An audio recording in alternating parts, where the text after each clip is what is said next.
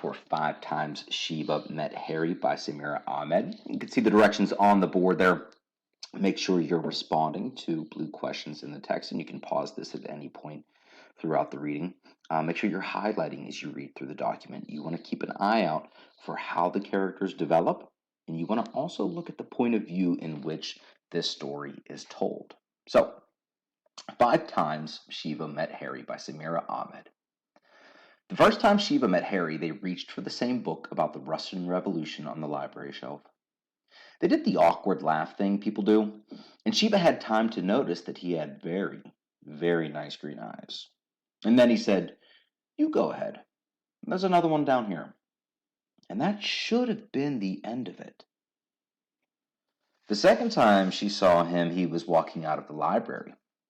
She could see him from across the small cobblestone square between them, and was about to look away when he spotted her and waved. She waved back, and he crossed the square toward her.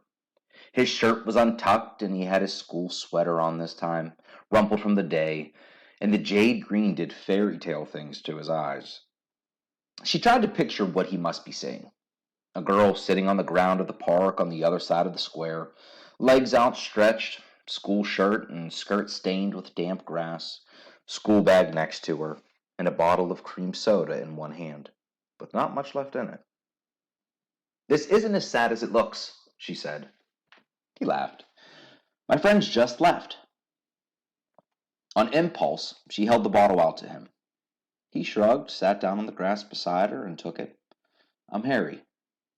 "I'm Shiva." "That's a cool name." "Thanks.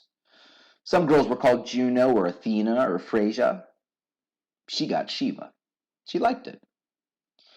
He handed the cream soda back to her, and she took another swig. He squinted at her. "There's a beetle in your hair." "It's the latest in hair fashion, didn't you know that?" His eyes lit up with laughter. "Okay, I'll just leave it where it is then." "Well, I suppose you can take it out if you must." He was still laughing as he coaxed the bug onto his hand. His fingers brushed away against her cheek, and she had to remind herself to breathe. "Be still, my wayward heart." She watched him deposit the beetle carefully onto the grass. The intense concentration with which he did it made her think that he was either very passionate about insect welfare, or he had also felt whatever it was she had felt when he had touched her. The third time, she spotted him at a desk in the library, biting on the end of his pen as he stared at the page in front of him, and she went over to say hi. They had barely swapped 2 sentences before a familiar figure appeared. "There you are." It was her father, his hair a mess and his glasses more taped together than Harry Potter's. It was anyone's guess how his patients trusted him. "Well, shall we pop to the library cafe for a few minutes before we go home?" "You're welcome to come too," he said cheerfully to Harry.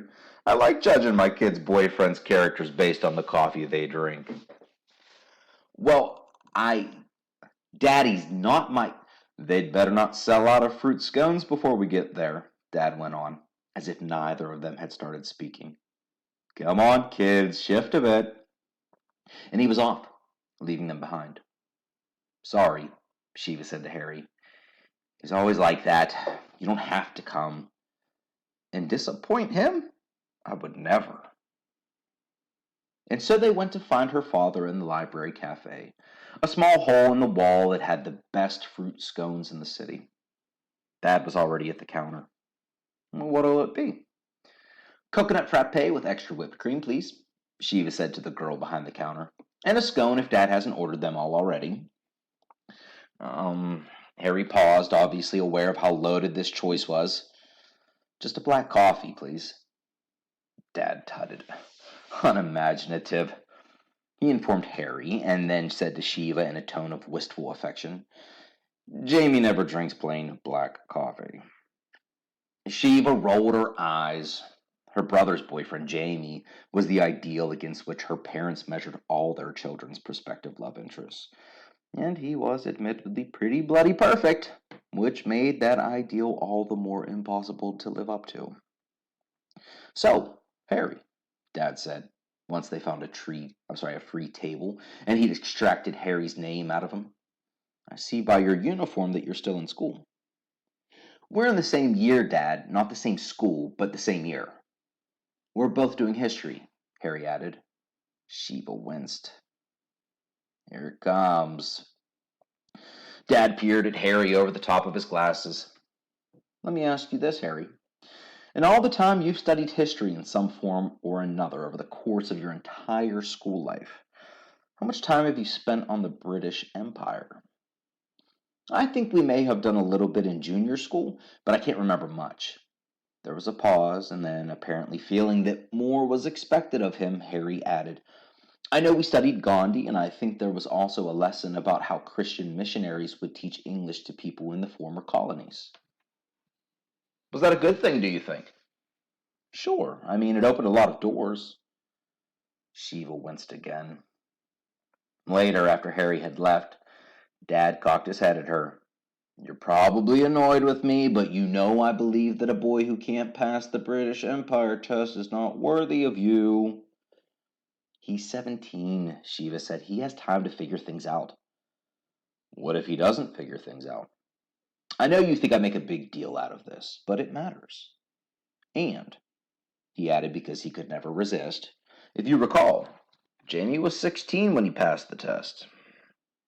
Jamie's black. His grandparents moved here from Zimbabwe. He gets it in a way Harry can't possibly get. Dad considered her. Exactly. Shiva sighed.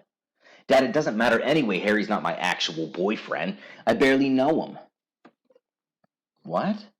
Her father looked astonished. Well, why didn't you say so? The fourth time they met, they found a nook in the corner of the library, ignored their homework, and talked about books, movies, and whether or not the other Harry should have ended up with Hermione. Obviously, that was a decided yes. Oh, hey, Harry said after a minute, and Shiva noticed his ears had gone red again. I was wondering if you wanted to get takeaway? There's the Chinese place around the corner. Not today, I mean, not unless you want to, just sometime. You're afraid of going out for coffee again, aren't you? She teased him, because she didn't know how to say yes without squealing. He grinned. Guilty. Your dad's a little intense. I don't mean that like it's a bad thing, Harry said hastily. Just that it felt like he wanted a certain answer from me and wasn't happy that he didn't get it. Shiva considered brushing it off like she so often did. But she was tired of dancing around it and she wanted more from Harry. He wanted to see whether or not you're capable of recognizing and undoing a lifetime of programming, she said bluntly. What? He was startled. You know, there's more than one side to every story, so why haven't you ever paid attention to the other side of this one? Why haven't you ever wondered what they're not telling us at school? I learned very early that I was not being told the truth. My parents made sure I got my information from more than one place. You told my dad it was a good thing that people in the former colonies were taught English because it opened doors, and that's probably true. But you haven't considered why it was necessary to open those doors in the first place. Shiva, he said quietly, it was one conversation. It doesn't mean I've been programmed. What if he doesn't want to figure things out? Of course you have. We all have. You just don't notice because the program has been meticulously designed to benefit you. He opened his mouth and then closed it again. Shiva stood up and started packing up her books. I didn't want to have this conversation. I wanted to drink cream soda and not do our homework and go get Chinese food. But I'm not going to not say things either. She zipped up her school bag. I have to go. He didn't come after her.